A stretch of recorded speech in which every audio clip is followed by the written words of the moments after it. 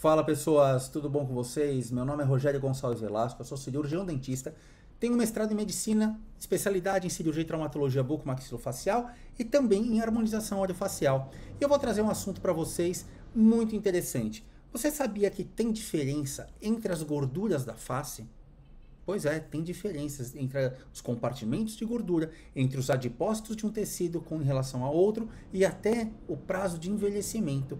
Então, o assunto geral dessa aula vai ser sobre gorduras faciais. A gente vai falar bastante sobre gorduras faciais e para isso eu quero trazer para vocês 3 artigos muito importantes para que você entenda direitinho o que acontece com essas gorduras na face. A gente sabe que a face ela é dividida em várias camadas, né? Eu costumo sempre falar que a gente é uma cebola, do jeito que o Shrek fala que os ogros são cebolas, todos nós somos cebolas, nós temos camadas. E no rosto, isso é uma verdade absoluta, nós temos camadas sobre camadas sobre camadas e que muitas vezes é difícil até de diferenciar anatomicamente essas camadas. A região de têmpora, por exemplo, pode chegar até 7 camadas. Olha só, é muita coisa. Mas o fato é que falando especificamente de gorduras, a gente tem os compartimentos que são considerados superficiais da gordura, né? Então, os compartimentos mais superficiais, deixa eu pegar as imagenzinhas de suporte aqui. E compartimentos superficiais e nós temos compartimentos profundos.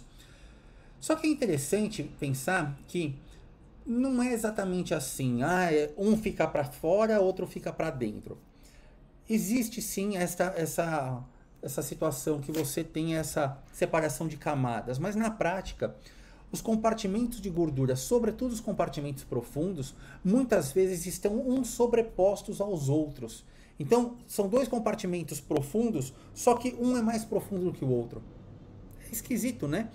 Mas, e outra coisa, né? Quando a gente fala de compartimento, por que compartimento? Porque não é uma coisa só. Porque cada um desses compartimentos tem uma divisão mecânica, uma separação mecânica, uma separação física entre os ambientes. Então existe um septo, existe um septo, existe um ligamento, existe uma separação fibrosa entre um compartimento e outro compartimento.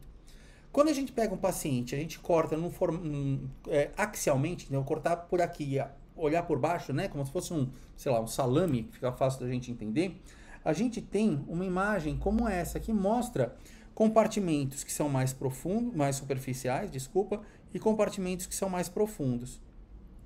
E o que é importante notar que o que separa compartimento profundo do compartimento superficial, basicamente na região anterior da face, são os músculos da mímica.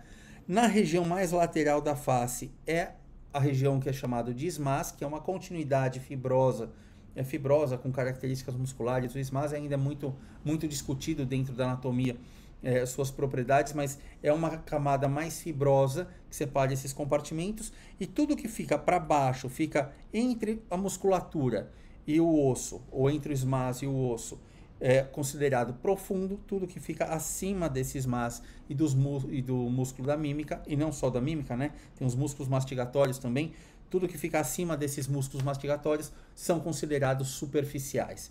Perfeito, até aí não tem novidade. Se você estuda um pouquinho de anatomia até agora, eu só estou situando essa informação.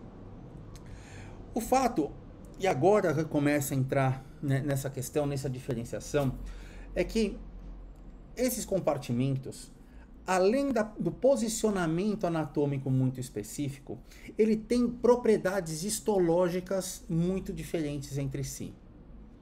O que eu quero dizer com isso? Que as células, os adipócitos dos compartimentos mais profundos são diferentes dos compartimentos mais superficiais. E mais, existem também diferenças celulares entre alguns compartimentos da face que faz com que alguns desses compartimentos envelheçam, coloca isso entre aspas, tá? Envelheçam mais rápido do que outros. Vamos pegar, por exemplo, a região dos olhos. Se eu pegar esta região aqui, olha, aqui nós temos aqui ele está separado por ligamentos, né? Mas nos interessa são as gorduras. Se eu pego, por exemplo, a gordura da região do SUF, né, que é justamente essa região que é separado pelo ligamento zigomático cutâneo e que fica entre o ligamento zigomático cutâneo e o ligamento de retenção orbicular. Se eu pego esta gordura aqui nesta região, deixa eu mudar a cor daqui que não está ajudando não, né? Vou pegar um azul. Se eu pegar esta gordura aqui, ela vai ter um processo de envelhecimento mais rápido, por exemplo, do que a gordura da região do jaw. Então você, antes de ter uma pitose excessiva na região do jaw, você começa a ter uma alteração na região dos olhos. Então quer dizer que o bulldoguinho vem depois da olheira? Basicamente isso. Claro, a gente está falando especificamente de gordura, mas você tem que entender que o envelhecimento acontece em todos os tecidos. Ele vai acontecer nas bases ósseas, com alterações dessa dimensão óssea, de pontos de reabsorção, de remodelação óssea. Ela vai acontecer na pele, com perda de flacidez, com aumento de perda não, né? Com aumento de flacidez, com perda de elastina, perda de colágeno. Por tabela também acontece nos ligamentos faciais. Nós temos muitos ligamentos que separam os compartimentos de gordura e que dão sustentação até para a face. Que também sofre com essa perda de elasticidade, perde com a perda de... com o aumento da flacidez, com a perda do colágeno, né? Então ele também se reflete dessa forma. E por tabela, os compartimentos de gordura também sofrem esse tipo de alteração. Por estas características, alguns compartimentos eles se alteram mais fácil ou mais rapidamente quando a gente fala sobre a questão do envelhecimento. Vou abrir um parênteses. t.me/Instituto Velasco Hoff é o nosso Telegram, você pode ir lá participar. Lá a gente sempre coloca aulas, coloca artigos. Esses artigos estarão disponíveis também na nossa plataforma, que é esta daqui, ó, o playinstitutovelasco.com.br. Então, acessa lá e você vai ter acesso a esse conteúdo para você estudar posteriormente. Então, cada um desses compartimentos, eles também sofrem esta alteração, sofrem uma alteração de envelhecimento. E veja só que interessante, esse artigo aqui, este aqui, olha, a importância clínica dos compartimentos de gordura no envelhecimento do terço médio da face. É um artigo muito interessante que tem esta imagem, que eu achei que ela é extremamente didática, que ela mostra que o envelhecimento ele acontece na região dos olhos. Nossa, mas que esquisito, dos olhos. Pois é, você vai entender que o olho envelhece muito. É o terceiro artigo que a gente vai apresentar hoje. Depois, seguido da região do SUF. Logo em seguida, toda a porção de fronte, têmpora e lateral de mandíbula. Depois a região de nasolabial e nasojugal. Nasojugal não, nasojugal sim. E depois a região da área do bulldoguinho, ou da área do jaw. Então veja só que interessante. Tem uma sequência de envelhecimento. Então, por aqui a gente percebe que o envelhecimento, percebe não, né? A gente recebe a orientação que o envelhecimento começa na região dos olhos, acontece logo em seguida, logo abaixo dos olhos, no ligamento que eu mostrei para vocês, vai acontecer um aprofundamento da região de têmpora, da região de fronte e da perda na lateral da mandíbula, então perde-se contorno de mandíbula nessa área.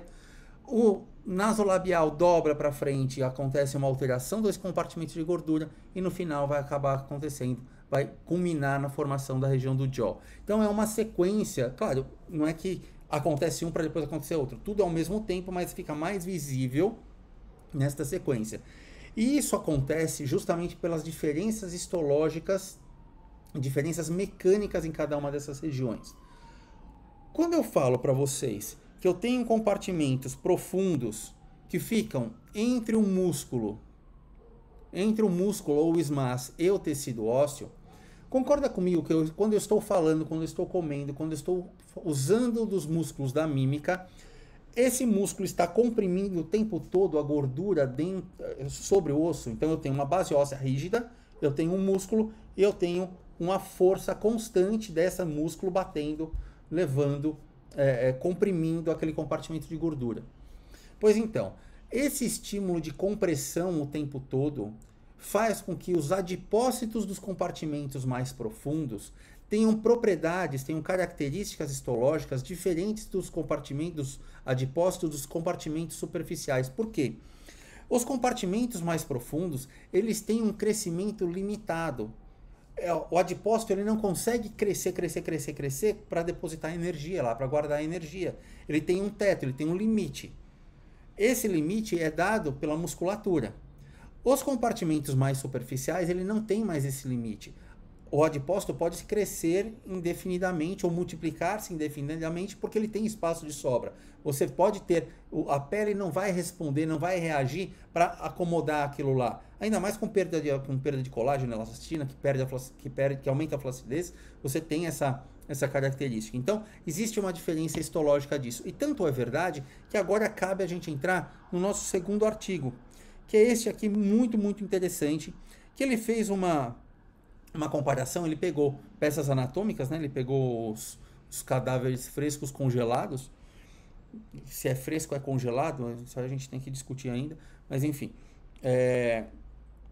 Que ele pegou compartimento profundo, que fica abaixo do lábio superior, do elevador do lábio superior, né, a musculatura do elevador do lábio superior, e o compartimento acima da musculatura. Ele pegou os dois adipócitos e foi fazer uma análise histológica, foi entender a histologia. O que encontrou? Esse trabalho aqui encontrou que o tamanho do adipócito é muito maior na região do nasolabial, do compartimento nasolabial.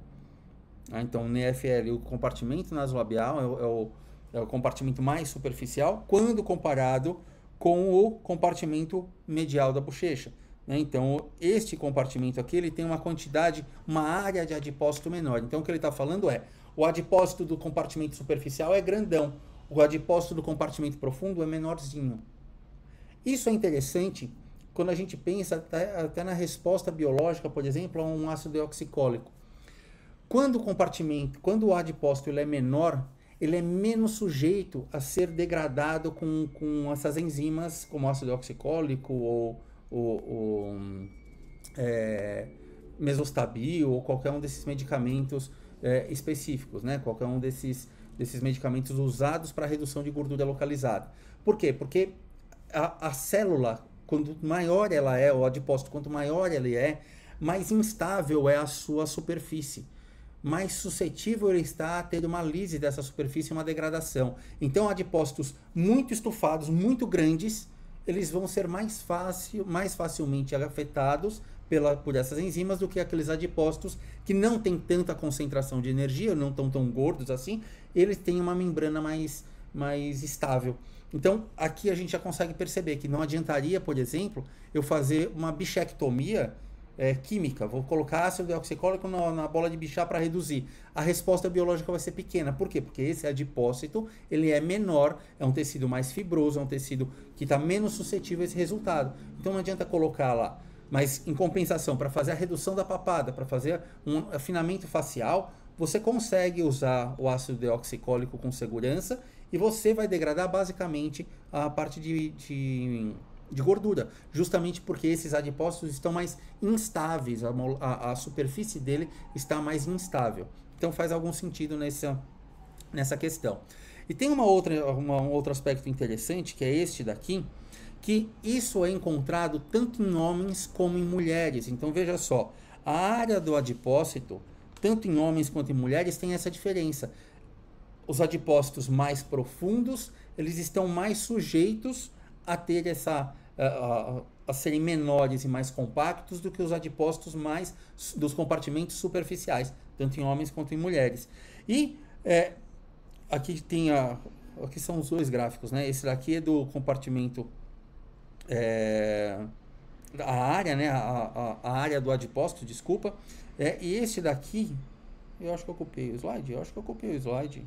Ah, não, esse daqui, desculpa, agora eu entendi o artigo, lembrei do artigo. Esse daqui está relacionado ao peso do paciente.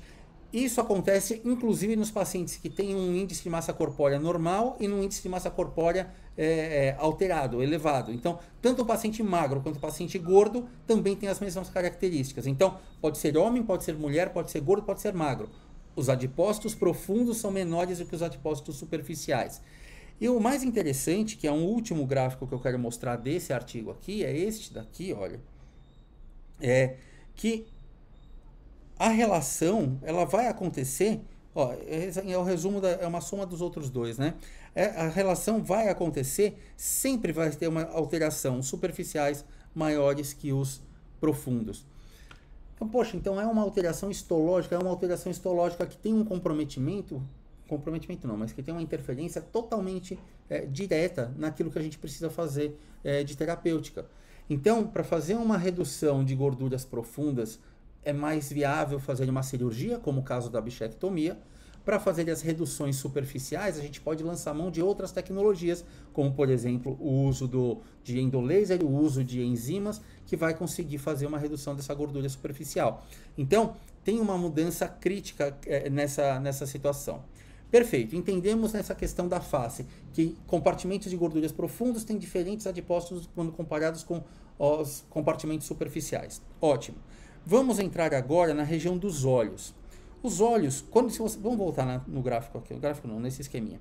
Se você observar aqui, veja que os olhos são as primeiras regiões que são afetadas com o processo de envelhecimento.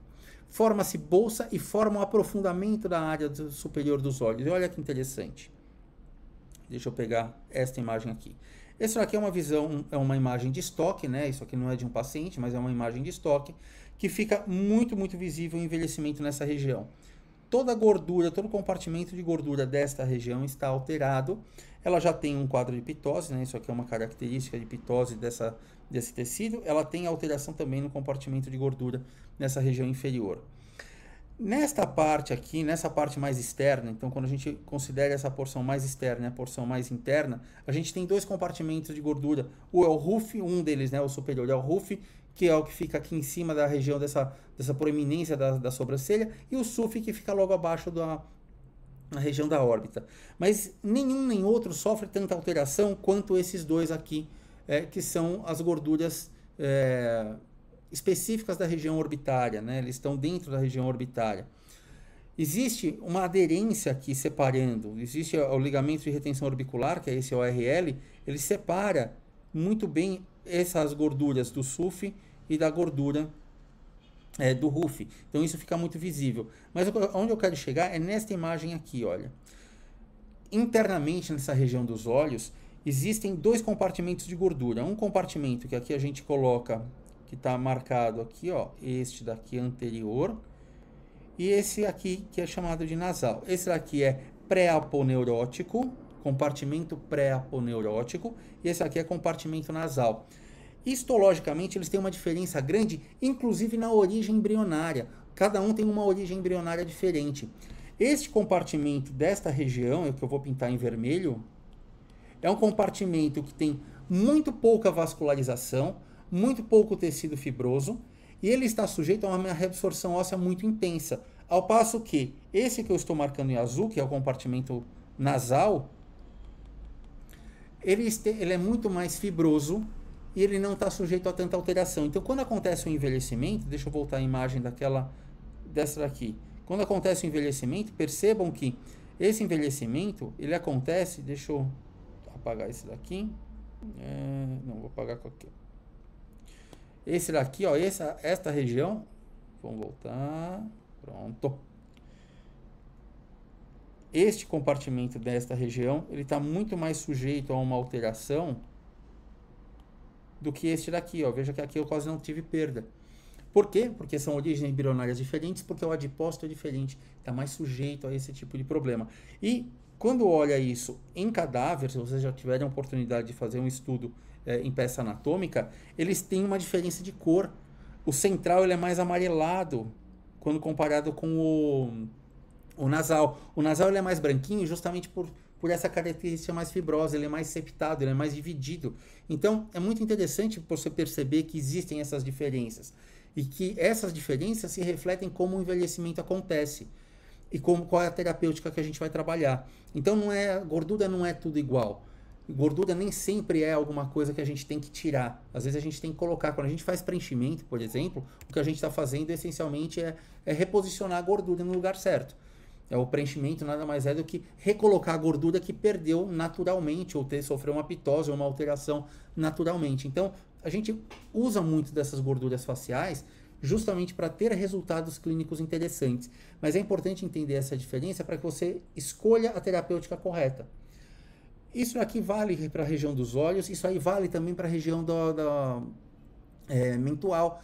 existem duas camadas de gordura. Existe o músculo platisma que separa a gordura profunda da região cervical e acima do músculo platisma está a gordura superficial. A gordura superficial responde muito bem a um endolift, responde muito bem também ao uso de uma terapêutica com enzimas, ao passo que a gordura profunda nessa situação, ela não deve ser mexida, porque a alteração da gordura profunda pode causar alteração na região da área anatômica, o visual anatômico. É a mesma coisa que acontece em face.